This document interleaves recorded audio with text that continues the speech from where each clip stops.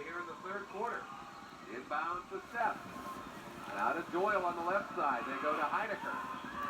Heidecker tries to hit Stritzinger posting up. And there's Lucas stepping in front of the pass. Off to Peck, quickly down to Ponsel. Squares up, left side three, shot no good. DeVito with the rebound. To Lucas, right side three. He nails it. Lucas does a very nice job defensively of crashing down. Timeout on the floor, 2:33 to play, third quarter. McLane 41, Harbor Creek 29 here on the Image Sports Network.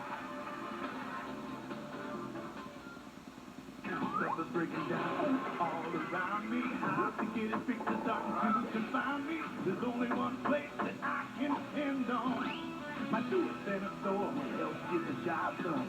Selection here is great. Got a good variety of products, so it's nice to have a place that I can get to quickly and get back to what I'm working on. Give me a hammer, hand me a saw. I'm not going down till I've done it all. I love saving money and time at my do-it-center store. Back live at Harbor Creek High School along with Doug Zimmerman. I'm Steve Bone. And Zim, when you take a look at this game, if you were to tell Andy Schultz that with roughly 10 and a half minutes left in the game, he's going to have 4 points from Casey Ponsel as he's scratching his head. Instead, he's looking up at a 12-point lead, and it's been keyed, I think, by Lucas off the bench. He's got 5 big points for them, but Jim Peck has just been on fire here in the second half. That's got to be good for Andy and the coaching staff to know that they can get some help from some other people. Now they go with Grable, Lucas, Hopkins, Ponsel, and DeVito. Seth drives all the way in, stops in the lane, hits the little runner. That was good pressure by Lucas. He just lost his footing along that one sideline.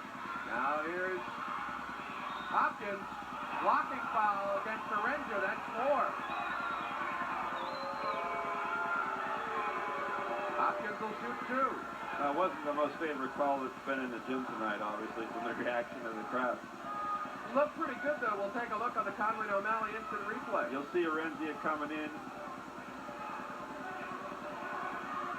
Now, from that replay, I'd say he was where he needed to be at the right time. I would say you are correct, sir, but we're not calling it on the floor. Well, we had the advantage of the replay in slow motion, too, so that helped. Yeah. Hopkins hits the first. Yeah, the other advantage that we have is that we're not wearing striped shirts, so we won't get things thrown at us. 42-31. An 11-point lead.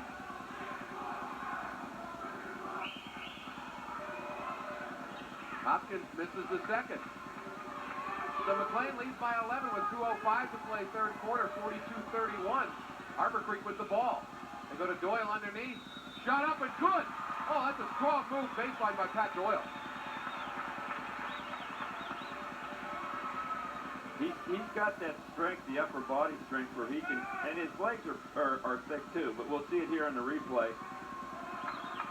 He actually shed the defensive person there. Good help by McLane. Yeah. A good ball fake, and then he goes up and the contact on the wrist. You know, and misses the free throw. The catch wasn't half bad either. No.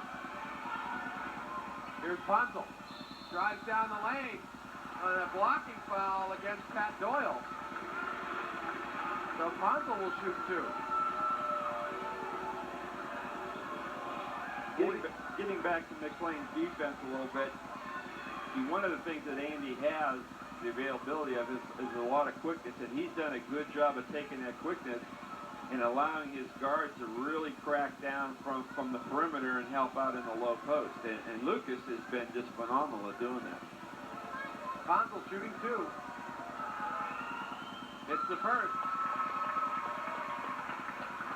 He's got 5 on these. And again, he went over 1,000 points for his career Tuesday night at Fairview. In a tough game, 76-70. McLane holding on to win. Hits them both. His jump shot just doesn't look quite in sync, and I think a lot of that has to do with the pressure that Harbor's putting on him. Josh Whaley in now for Harbor Creek. Joining Chacon, Seth, Doyle, and Stritzinger. Here's Nick Chacon. Dribbles left side. Sheds his defender. Shot up no good, but battles for the board. Oh, nice up and under.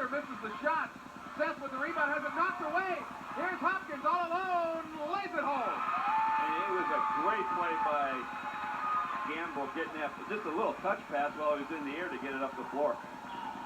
Now Seth gives off to Stritzinger. Whaley on top to Chacon. Little crossover to free himself up, and he just nails that three-pointer. Just very smooth and measured, and knocked it down. Here's Grable, now to Hopkins. Stutter step, drives baseline up and under. Blocked by Chacon, gets his own rebound, and finally the rebound pulled in by Lucas. Casey Ponzel. Nice drive down the right side, and Ponzel puts it home. So a nice little hop to the right off that jump stop. He's got 4 straight for McLane. 48-36, the Lancers maintain their 12-point lead. One of the things I noticed about Nick Chacon is that when he makes that crossover, he really doesn't bend from the waist, so it seems even quicker because it's just between his hands. Nice behind-the-back dribble by Chacon. Nice look to Stritzinger. The right side jumper is good. Chacon's little dribble penetration there brought 3 or 4 McLane defenders there and left Stritzinger open on the block. Stritzinger with 9. Down to a 10-point McLane lead. 20 seconds to play, they'll hold for 1. Hopkins and Grable play catch on the outside. Doug, 3 fouls on Chacon. You got to think maybe Dan Grable's going to take it himself. You called it. And a blocking foul against, I think it'll be on Whaley. So with 4.4 seconds to play, third quarter, 48-38 McLane, and Dan Grable will go to the line, shooting 2 shots. And from a defensive standpoint, I think Whaley just wishes he had that back. You want to take away that dribble penetration with that time left and force the shots from the outside. Doug, doing the Gannon games, we'll see a lot of that with Javard Cheatham, and it's highly successful. Grable has quickness, but I think you called it right in the first half, that he's very tenacious. When you say do this, he does it. Well, and he's not afraid if he screws up to come back and try it again. Absolutely. I mean, he doesn't force it, but he's not afraid of making a mistake and coming back and trying something again. Missed the first one. Still 48-38 in favor of McLane. Grable hits 1 of 2.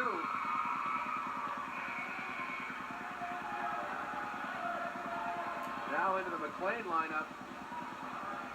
Number 35, who I don't have on my list.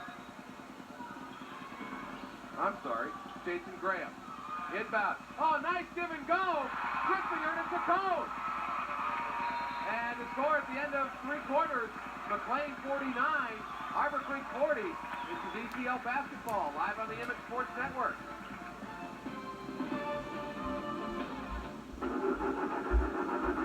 Hi, are you having a problem with your car? Yeah, my car won't start. Then you should go to Dauber Auto Supply in Edinburgh. The knowledgeable staff at Dauber can keep you on the road with moved suspension parts and Wagner brakes. Or how about their wide selection of PPG paints to give your vehicle finishing touches or a whole new look? Dauber Auto Supply is your one-stop auto shop. You know what? You could just be out of gas. It's not my gas.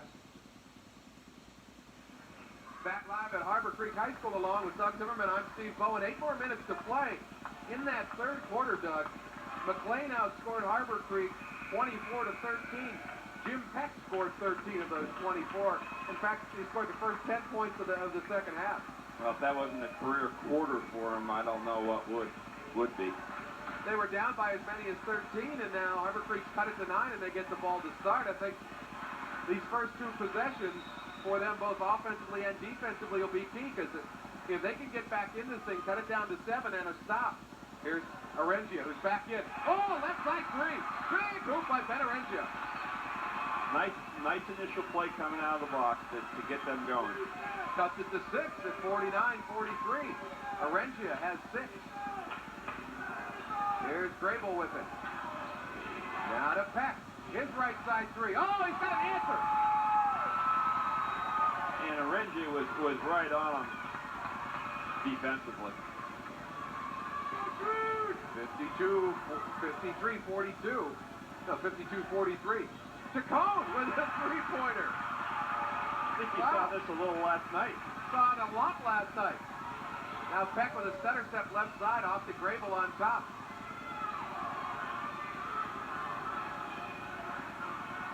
Here's Grable. Nice drop pass to DeVito, nothing there.